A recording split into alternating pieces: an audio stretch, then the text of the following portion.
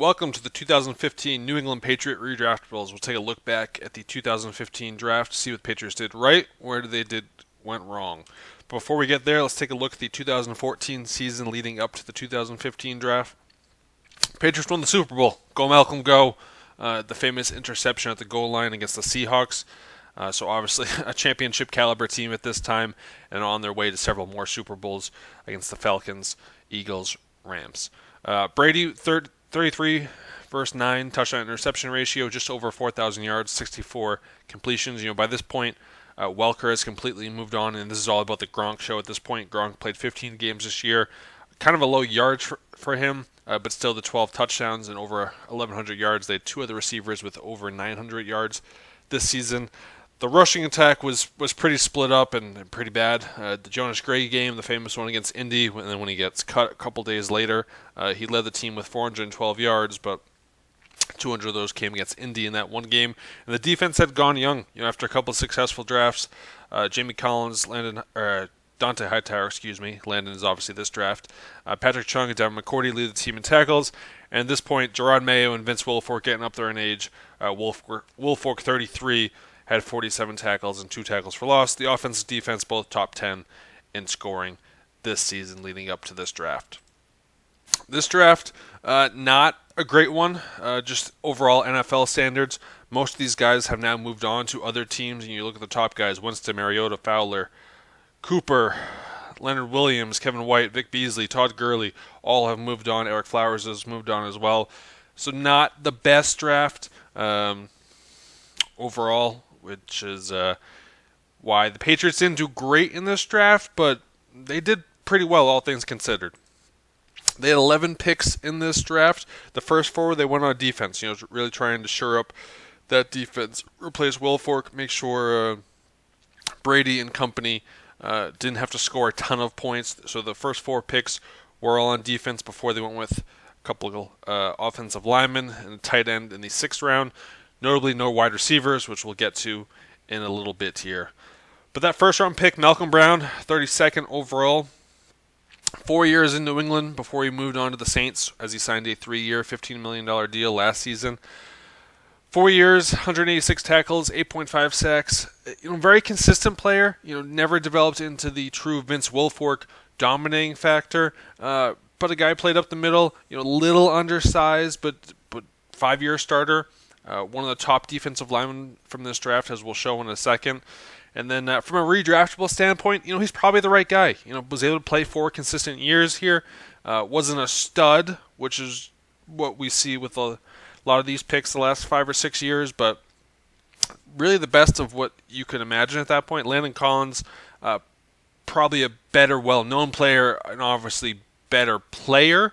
But you have Patrick Chung and Devin McCourty at this point. So do you need a third safety or do you need a defensive lineman? Obviously, they need defensive linemen. In terms of other redraftable guys, obviously Patriots fans look at 40 and 41, see Devin Funchess and Dorial Green-Beckham, 2 very athletic guys that the Patriots could have used, but they weren't actually really talented players. And this is where it's smart to take the defensive lineman that you need versus 2 guys that, would probably be best.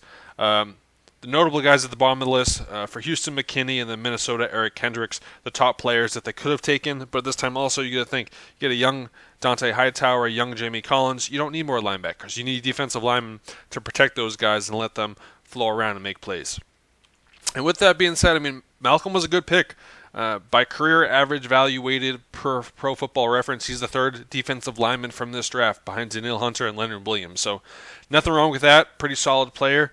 Just never put up huge numbers, both tackle or sack-wise. But nothing wrong with the pick. When we talk about wrong picks, though, the second-round picks, the DBs continue to be absolute busts, and Jordan Riches was no other.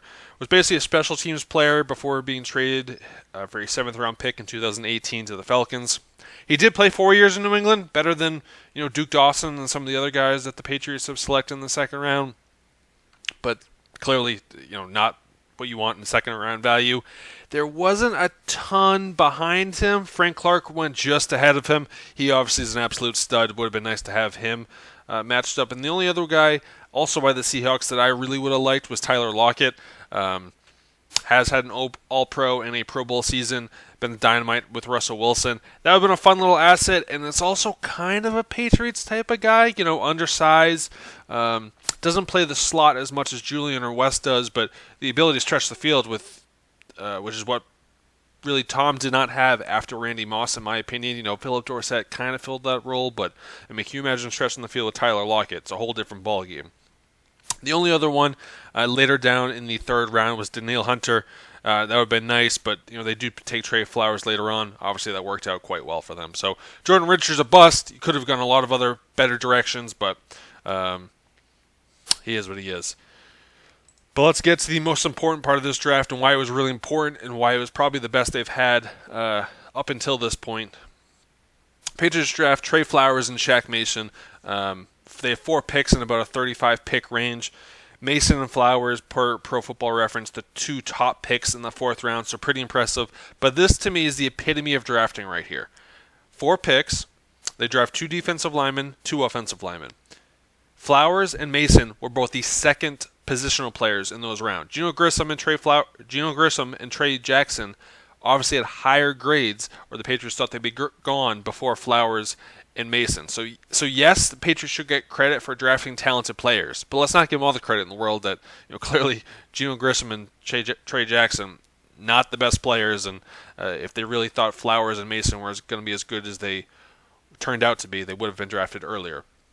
But nonetheless, 2 absolute great players.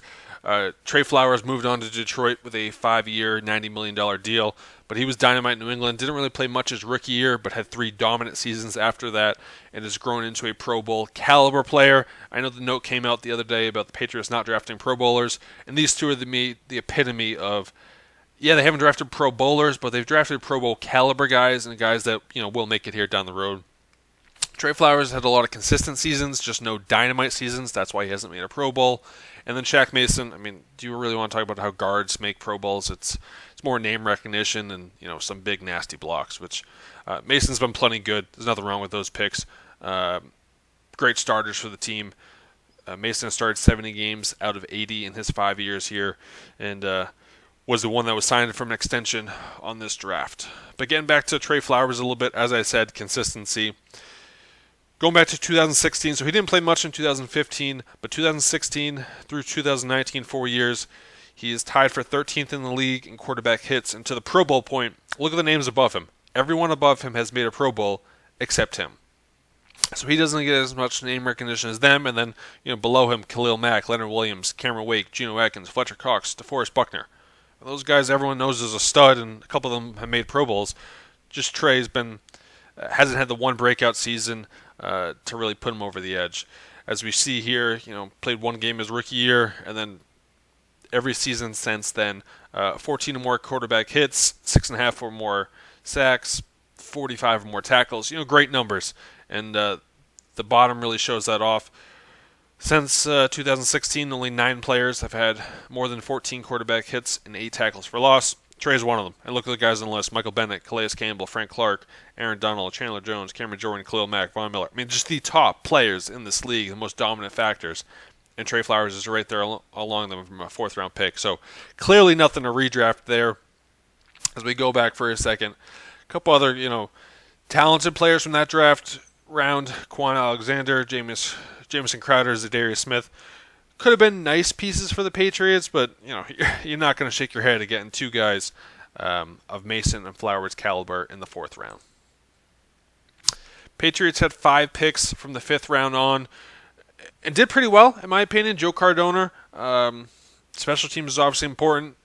I let Bill Belichick obviously use his expertise there, and he's been good enough to play for the Patriots for 5 years, and also did sign an extension in 2018. And then Darryl Roberts, late 7th-round pick. The Patriots hit on him. They just weren't able to keep him around. Did not play any games in New England as he went on IR his rookie year, then was cut after that, but played 4 years for the Jets before signing with the Lions this offseason. Had 171 tackles. So all pretty good guys, all things considered. This is where we get into the little bit redraftable phase, though. That top name on the list below, Stephon Diggs, that one hurts. Obviously, 5th round, it's hard to hit on those guys, but it's a theme of the Patriots. They haven't hit on those receivers since Edelman, and Stephon Diggs is one that just they didn't hit. That would have been a nice one. Gray Jarrett, obviously another nice one. And then Trent Brown, a familiar name for Patriot fans, had some issues. That's why he goes in the 7th round. But Patriots made the most out of him when they was traded for him for Detroit or from the 49ers, and then signed that big deal with the Raiders. So a couple nice names along the list. Patriots didn't hit on any of them. Dale Roberts, the 21st most valuable guy of the players selected through the 5th through 7th round. So some very talented players, but not a lot of studs. And then when we talk about studs, and we highlighted the Seahawks in a previous draft, we'll highlight the Vikings here. This is how you hit on a draft. Trey Wayne's not a very good first-round pick, but you look down the list, Eric Kendricks, Daniel Hunter, and Stephon Diggs, 3 just absolute key guys. 3 Pro Bowls between the 3 of them, and then Diggs, hasn't made a Pro Bowl, but one of the top receivers in the league, and brought back a first-round pick when they traded for him this year. So that's what you like to see, and that's why the Vikings were one of the top teams the last couple of years, but never able to get over the edge. So, going back, Patriots had a very good draft. You got a lot of guys, Malcolm Brown, Trey Flowers, Shaq Mason that can play. Just no absolute studs like the Jamie Collins and Dante Hightower, but would you redraft it differently? Obviously a little bit differently, but these are the top caliber players that helped lead to Super Bowls against the Falcons, Eagles, and Rams. With that being said, if you enjoyed the video, please leave a like and comment on anything you agree or disagree with who the Patriots should have redrafted. And with that being said, we'll see you next time.